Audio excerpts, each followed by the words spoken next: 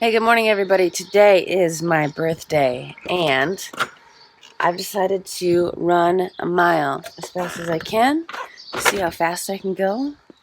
So that's what we're going to do today, among other things, among other farm chores. So let's do it. My goal is 6:45. We'll see if I can do it. I don't know. I have no idea. I have actually never ran like a mile at full steam, so that might be underestimating, that might be overestimating. I have no idea. So let's find out.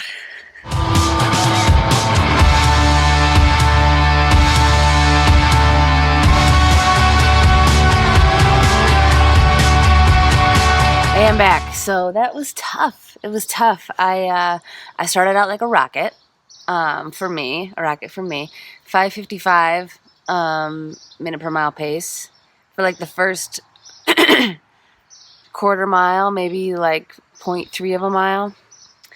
And then I was like, I can't hold this. So then I slowed down to about a 6:30, and then just had to pull over. I pulled over at a half mile in, stopped my watch. That was so silly. Basically just grabbed my knees and bent over and breathed. So then I pulled myself together and finished it out. So with pausing my watch thinks I went 6:53. Not bad. Didn't hit my goal. But if I include the stopping, it was probably more like 7, somewhere between 7 and 7:03. I don't know how long I was stopped. Less than 10 seconds, but who knows? Anyway, it just makes me recognize that I need to work on my conditioning. I need to work on running faster, longer. You know, I do these intervals, but it's like a minute or 2 minutes at a time, and never a full mile at an all-out sprint, and I just want to get better at that. So, something to work on is conditioning myself to do better at such a run. So, I'm going to try again in 3 to 4 weeks and see if I can, A, run the whole without stopping, and 2, do better. Do better than 6:53. I can do it. I can do it, you guys. I'll see you later. So birthday chore number 1. Not a chore. Birthday activity number 2. Activity number 1 was the run. Activity number 2 is cleaning out this wood boiler. It's full of ashes, and you gotta clean it up every year, so now's the time. And I'm sure you've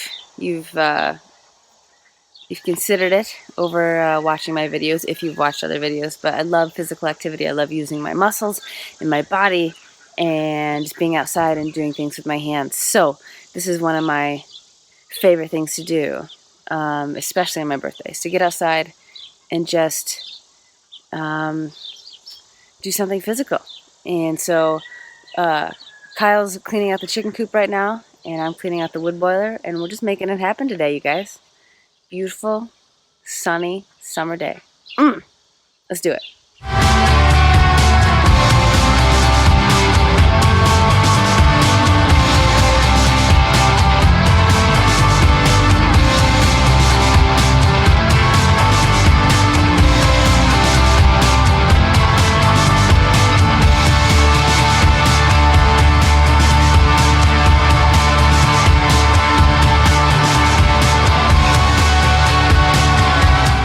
Why you have to wear a mask when you're cleaning out a wood boiler. It is so filthy. And that would have been in my lungs. Yuck. Hey guys, so today I'm going to walk you through how to quarter a whole chicken. This is one of our chickens that I processed a few weeks ago. I have a video for that, so if you're interested, click on the link in the description and it will take you to that. So today we're going to have chicken for dinner, and I've gotten a few questions about how to quarter one of these things. So I'm going to take this 3.84 pound chicken here and quarter it and prep it for dinner. Let's do it. So it actually doesn't take that long to do. So I'm just going to firstly cut apart the legs here. And I'm going to grab one of the legs in my hand, and I'll use gravity to help the skin fall away. And you never want to cut through bone. You always want to cut through like meat or skin and try to avoid bone if possible. But first things, I'm going to use gravity to help this chicken, the leg kind of fall away from the body. And then I'm going to cut right alongside of the body, like the trunk, and that way I can cut this leg off. I'm going to run into a bone eventually. So when I hit that bone, I'm going to lay the chicken on its back and then kind of pop the bone out of the socket, just like that. And now I can keep cutting along that line. Voila. I can set that to the side. And now I'm going to do the other leg. So same thing, I'm just going to hoist the chicken in the air and cut along that skin. When I get here, I can actually pop it right now. You'll feel it and hear it. There it goes, and you see the bone as well. So now I'm just going to cut along the body here, just like that. The leg is off. Okay, so now I have a legless bird. The next thing I want to do is cut off the wings. So very similar process. Lift up the bird by the wing and just start cutting gently around like what would be the shoulder of the chicken. And this one's a little bit trickier for me, but here comes the bone, and just find it and kind of cut beyond it right there. There we go. Kind of expose the cartilage and the bone and just get in there and around it. And there's that. This is the wing tip. We're going to cut that off later because we don't need that. But here's the wing itself. Set that aside. Do the other side. Just start cutting around. Get that skin. Kind of cut into the top of the breast, maybe a little bit to get that bone out of there. And then you can just cut around it like that. Okay, so for dinner tonight, we're actually going to leave the bone in the breast. And so the best way to do that is to kind of turn it like this, turn the chicken like this, and you can kind of see, actually, upside down. Let's turn it upside down. So here's like the bottom of the chicken where we took out the innards. And there's a line here. I don't know if you can see, but there's a line right here, kind of fat. We want to cut with some kitchen shears along that line. And you'll cut through some ribs, and that's fine. But this kind of allows you to rip the bone-in chicken breast away from the chicken back. So you do the same thing on the other side. Just follow that path, that line there. The easy thing about chickens is that if you follow their fat lines, you can avoid cutting through bones. It's pretty incredible, and it's what makes processing, or not processing, but butchering and quartering chickens really easy. It feels really easy. Just kind of follow those lines, and there you go. So next step is to take off the back, and you can save the back for chicken stock. That's what we do. Bone there. Just figuring out how to get that off.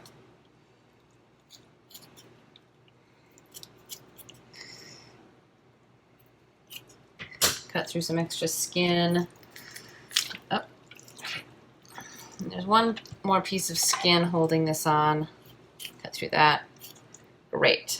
So this is the back. We can save this for chicken stock if we want. We will. That's what we like to do. Just set that aside. Okay, so here's 2 breasts with the bone in.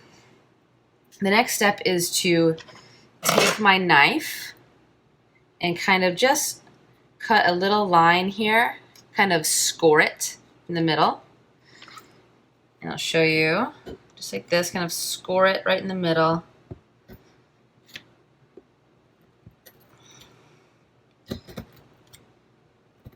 This is where I end up dulling my knives. Okay, so it's kind of scored in the middle. I don't know if you can see. But then you turn it so that it's bone side down, and then you kind of give it CPR once.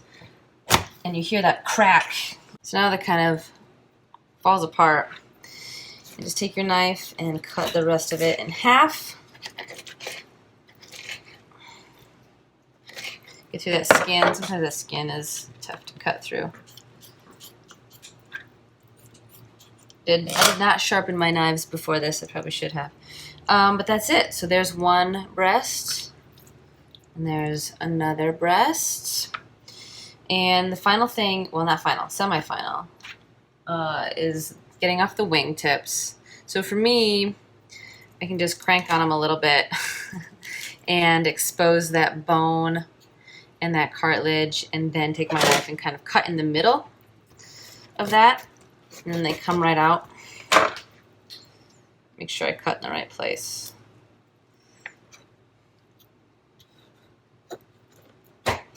Yeah, great. And then where's my other one? Do the other one here. So kind of push it away from, like in the opposite direction of how it should bend, right? And that will help like break it a little bit, and then use your knife to go through the rest of the where the wingtip meets the wing. Okay, so lastly, I want to cut the drumstick away from the thigh. And there's not much fat on this, but you can kind of see a similar line right here to what was on the breast and the back. So we can cut along this line, and we should end up hitting in between the bone and not dull our knives. I'm just like, where you cut is how you, so if you follow that line, you should end up right in between the bones and not dull your knife. So just like that, that was pretty easy. Great. So now I have a wing, or a drumstick, and a thigh. And we'll do the same thing. So we see the fat line here, and if we cut right there, we should be in a perfect spot to not cut through bone. Sometimes you gotta feel. Sometimes it's not right on, and then you end up dulling your knife. But there we go. Perfect. So that's it, you guys. It's really easy and very straightforward. The first time you do it, if you've never done it before, it will seem confusing, and you might need to rewatch this video or one like it a few times. And you will likely not hit those fat lines right on to get in between those bones right away, and that's okay. You can always sharpen your knives and try again. But overall, like, this is a process that should take just a few minutes to get through. And so now that this is done, I'm going to prep it for the grill, and we'll have a nice family dinner tonight. All right, I'm going to go see what else I can do on the farm today. But thank you for watching. If you have any questions or comments, I would love to hear them, and I would love to answer them for you. And I hope to see you next time, either on the run or on the farm.